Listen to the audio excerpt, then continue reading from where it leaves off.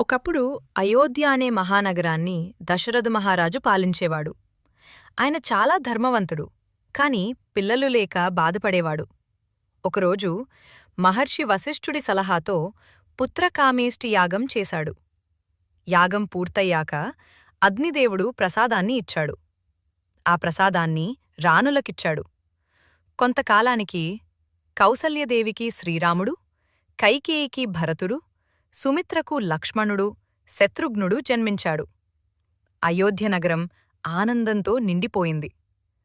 శ్రీరాముడు చిన్ననాటినుంచే వినయం, ధైర్యం, దయతో పెరిగాడు. ప్రజలంతా రాముణ్ణి ఎంతో ప్రేమించాడు.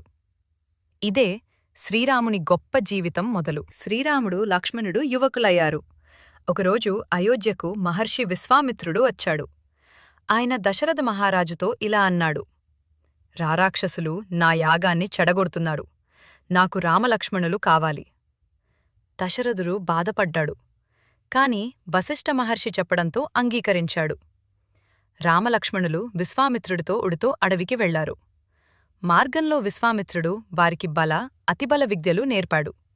వాటితో ఆకలి, అలసట రాకుండా అయింది. అడవిలో రాక్షసి తాటక వచ్చింది. రాముడు ధైర్యంగా బాణం వేసి తాటకను సంహరించాడు. తర్వాత యాగం దగ్గర మారీచుడు, సుబాహు రాక్షసులు వచ్చారు.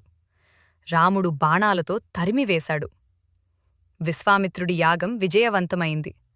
ఆశీర్వదిస్తూ మహర్షి అన్నాడు: రామా, నువ్వు లోకానికి ఆదర్శమవుతావు. ఇలా రాముని మహాప్రయాణం మొదలైంది.